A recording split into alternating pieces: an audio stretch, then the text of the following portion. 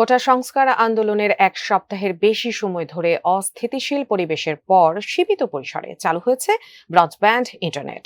এছাড়া স্বাভাবিক পরিস্থিতিতে ফিরতে শুরু করেছে অফিসের সময়ও। এদিকে বাংলাদেশে কোটা সংস্কার আন্দোলন, সহিংসতা ও কারফিউ জারি সহ সাম্প্রতিক ঘটনাবলী নিয়ে কথা বলেছে মার্কিন প্রতিরক্ষা দপ্তর পেন্টাগন। কি বার্তা দিল মার্কিন প্রতিরক্ষা দপ্তর, জানাচ্ছেন শেখ ফরিদ।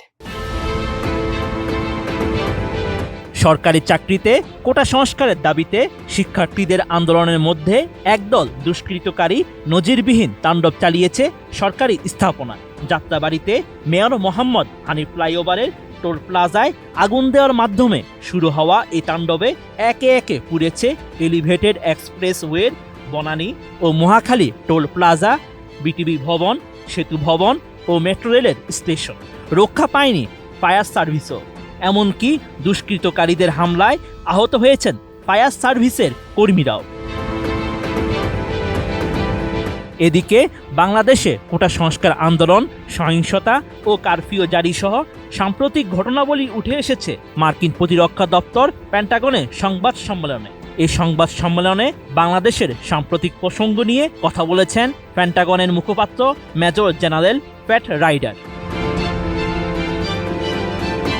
সাংবাদিকদের এক প্রশ্নের জবাবে পেন্টাগনের এই মুখপাত্র জানান, বাংলাদেশের চলমান পরিস্থিতি নজরে রাখছে ওয়াশিংটন।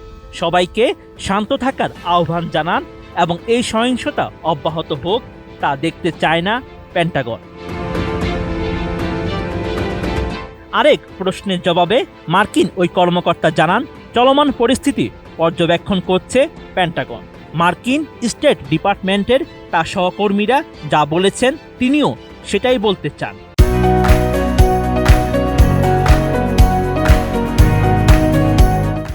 যুক্তরাষ্ট্র সবাইকে শান্ত থাকার আহ্বান জানাবে। অবশ্যই এই সহিংসতা অব্যাহত হোক তা চায় না যুক্তরাষ্ট্র।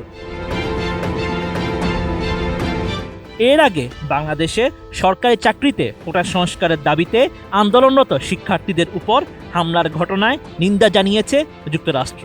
একই সঙ্গে চলমান আন্দোলন নিয়ে বাংলাদেশে কি ঘটছে তা পর্যবেক্ষণ করছে ওয়াশিংটন। নিয়মিত সংবাদ সম্মেলনে এসব কথা বলেন মার্কিন পররাষ্ট্র দপ্তরের মুখপাত্র ম্যাথিউ মিলার।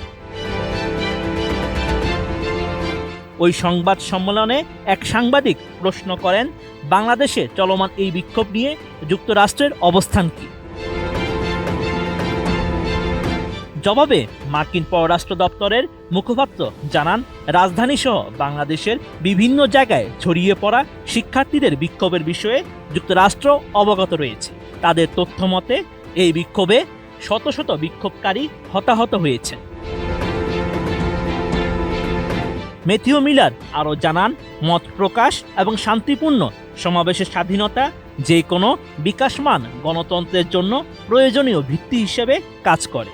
শান্তিপূর্ণ বিক্ষোভকারীদের বিরুদ্ধে সব ধরনের সহিংসতাকে নিন্দা জানায়। এ সময় আন্দোলনে হামলায় ক্ষতিগ্রস্তদের প্রতি সমবেদনা প্রকাশ করেছে মার্কিন state department. Sheikh Farid, ATN news.